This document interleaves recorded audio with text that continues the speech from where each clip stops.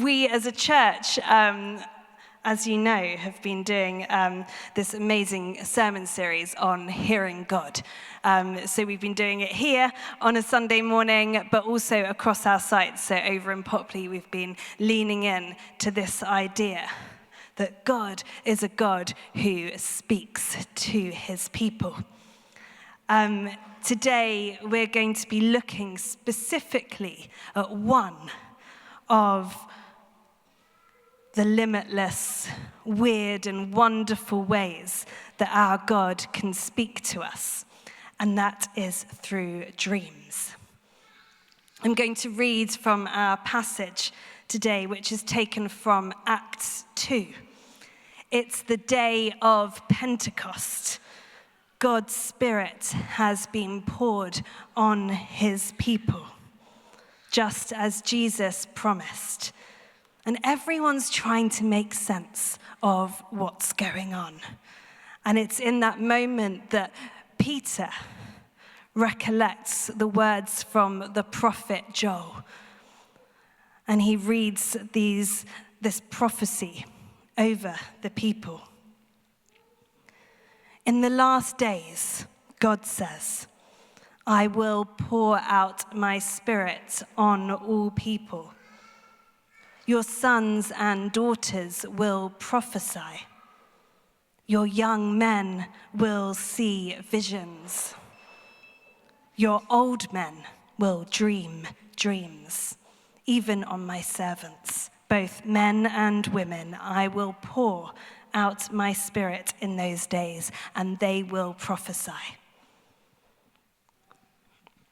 What words for us to hear today, for us as well. Your young men will see visions, your old men will dream dreams. You know, I've been a Christian my whole life. I grew up in a church, and I've been hearing from God more and more as I've journeyed with him throughout my life. And one of the reasons I'm speaking today is because one of the ways that God has spoken to me and speaks to me is through dreams.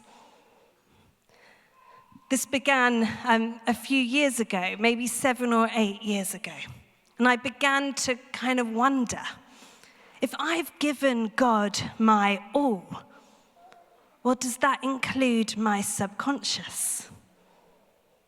Could the God that I know and love speak into my imagination, into my dreams, even the parts of my mind that I'm not consciously controlling?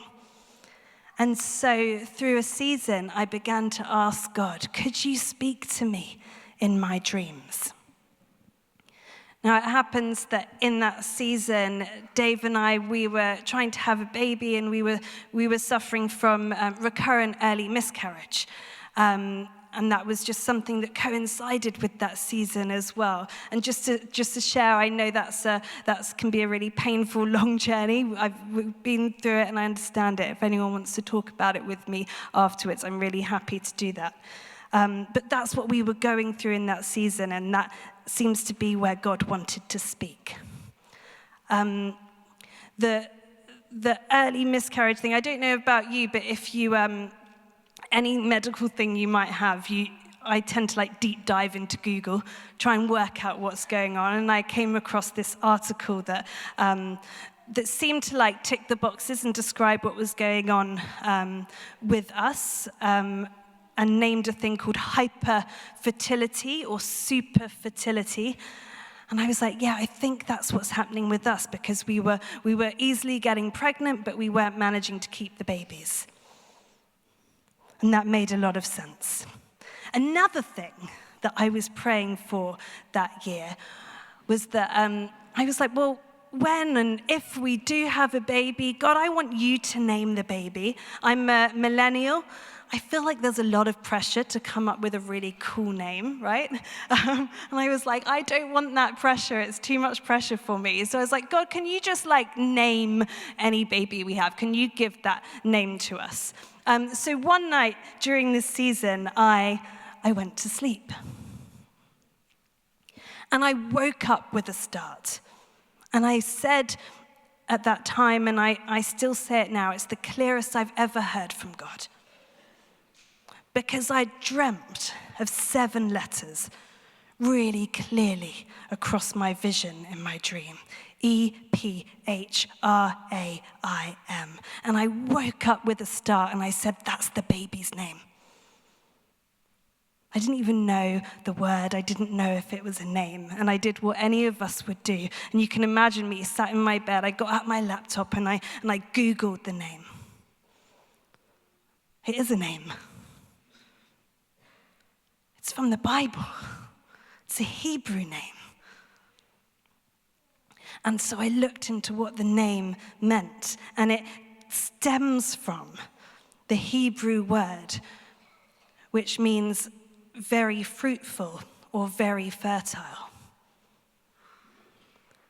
And then I looked at who Ephraim was. And he's the son of Joseph in the Old Testament. And how do we know that God speaks to Joseph in the Bible but through dreams? God is a God who is limitless in the ways he can speak to his people. He is powerful and personal. I am convinced, and I was convinced at the time, that the God of the universe, who put the stars into place, who made this world, could speak to me powerfully and personally because he's good.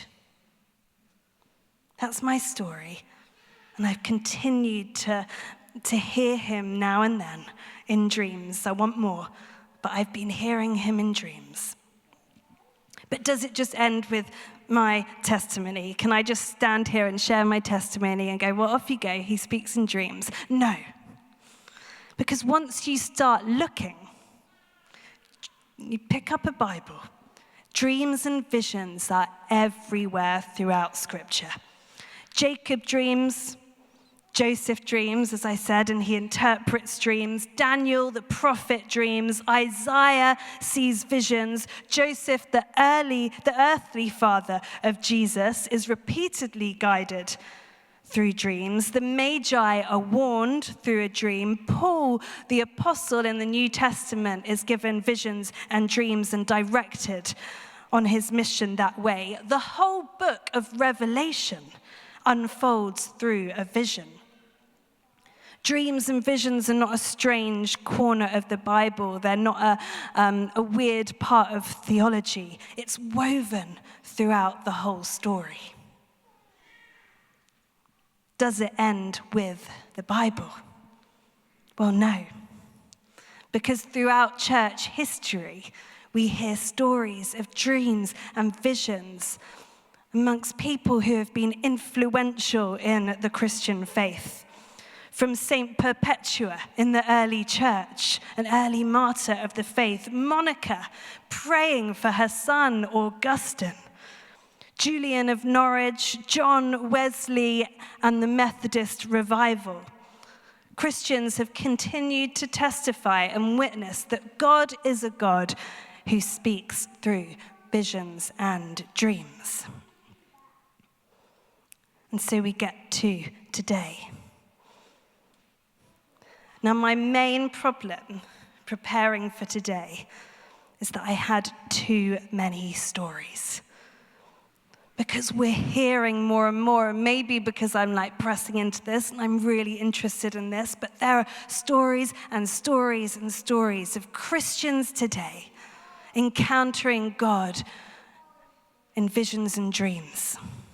God entering their subconscious and their minds and their imaginations and speaking powerfully and personally.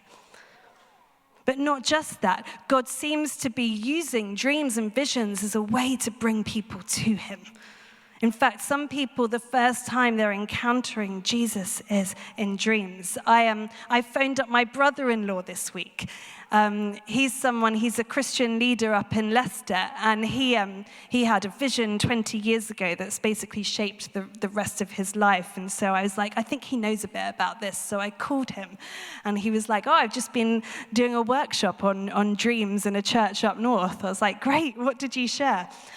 He's got this recent story. He was like, Nicola, you've got to tell them this. There's in Leicester, there was an Iranian lady, a young lady, who someone shared the gospel with her on the streets of Leicester, and that day she gave her life to Jesus.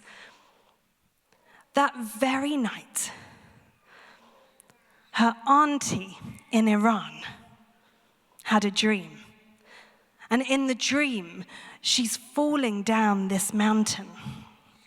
And she falls into a lake. And in the dream, she's drowning, and someone reaches down and pulls her out. And she sees this figure in front of her, shining in white, robes of white, and she can't make out his face. And in the dream, she says, "Who are you?" And the man responds, "Phone your niece in Leicester. She'll tell you who I am." I am convinced that God is a God that can speak to us in limitless ways. One of those ways can be in dreams. How do we respond as a church? If we know that to be true, if we've seen it to be true in our theology and our scripture as we read it, if we've heard about it to be true throughout church history, and if we're hearing stories of it very much being true and quite convincing today, well, what does that mean for us now as we worship God and as we kind of stretch ourselves into this? I wondered a little bit as I was planning for today if they're kind of, as we press on with this, if there's two ways that we might respond sometimes. I wonder if sometimes we get complacent, we forget who God is and what he can do and what he's able to do, and we sometimes might think his voice is limited.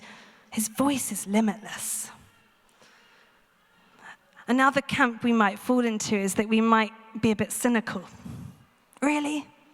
Is that really true? Does that really happen? You know, I've even heard stories of people having visions and dreams and not sharing it because they're worried people aren't going to believe them. They know that there's cynicism out there. And I think, well, how do we respond to that? How do we say, I want to press in and encounter the limitless God who can speak in amazing ways? Well, firstly, I think we ask for it. We expect it. My journey of hearing God through dreams began with me asking for it. God, I want to hear you. Julian of Norwich, who I said had amazing visions of Jesus. She described the human soul as God's most familiar home and his favorite dwelling. If we belong to God and his Spirit lives within us, then we can invite him into every part of us, including our minds, our subconscious, and our imaginations. So ask him, God, would you speak to me even when I sleep? The second thing is to discern it. And these are just simple rules, right, for any way that we might hear from God or think that we might have heard from God. Does it sound like Jesus? Does it line up with Scripture? Share it with wise Christians around you. Write it down. Sit with it. Ask God to confirm it. Just a caveat here. I get a lot of dreams. A lot of them are not from God. They're my subconscious doing what my subconscious does while my body's sleeping, right? I went to bed Wednesday night, and honest truth, I dreamt that someone ran in and said, Nicola, we've actually gone to extra time and England have scored 2 goals. So I woke up Thursday morning being like, did we win or did we lose? I can't remember. That's not God. That's just my subconscious hoping England actually won on Wednesday night. Also, it's one of the ways God speaks. It's not the only way. It's not only special people hear God in dreams. It's just one of the ways he speaks. So ask for it, discern it, and then, importantly, if you think you've heard from God in a dream, act on it. If you've discerned that he might be speaking, take the appropriate next step. Sometimes it's as we do that, he confirms what he's saying. In Acts 16, Paul and his group of missionaries spreading the gospel of God, and they're working out where to go. And God seems to be closing doors. It says the Spirit kept saying, no, don't go that way. He goes to sleep one night and has a vision in the night. And you can pick out between the texts, but it's like they concluded they should go. So they must have discussed it. He shared it, they discussed it, and they said, right, let's go. Now, it turns out where they went was strategically important for the spread of the gospel in the early church. It was the right move, all directed through a dream. But it was the moment of acting that proved that to be true. I get dreams of people sometimes. Random people will come into my dreams and I'll wake up and I'll be like, did God put that person on my mind? So I'll just send them a message. Hey, you popped into my dream last night. Is there anything I can be praying for? Sometimes I get I'm all right, thanks. But often I'll get you have no idea how important that was or how significant that was. I'd love some prayer. Even in the stories I shared earlier, easily someone could just receive a dream and go back to sleep, right? I could have got that dream and gone, oh, those are nice letters, off I go to sleep. The lady in Iran could have got that dream and not messaged her niece. But she did, and they became powerful testimonies of the voice of God. The voice of God is limitless. It's powerful, it's wonderful, and it's good. Now, I was reminded this week as I was driving in my car, a John Legend song came on. And it's a like romance song, but it was just the words, all of me loves all of you. And I wonder if that's our prayer today. God, all of me loves all of you. And I wonder if it's God's prayer back to us. All of me loves all of you. Even the bits you're not aware of. Even the stuff that's in your subconscious, your dreams, your imagination, all of it, every crevice. When God says he can fill us, he means it. And he can speak to us in it and through it. So I just urge you to pray, maybe before you go to bed tonight, but really at any time. God, every part of me belongs to you. My mind, my imagination, my subconscious, and so even when I sleep, if you want to speak, I'm listening. God, if you want to speak, we are listening. However it is you want to speak to us. Because you do speak, and your word is good.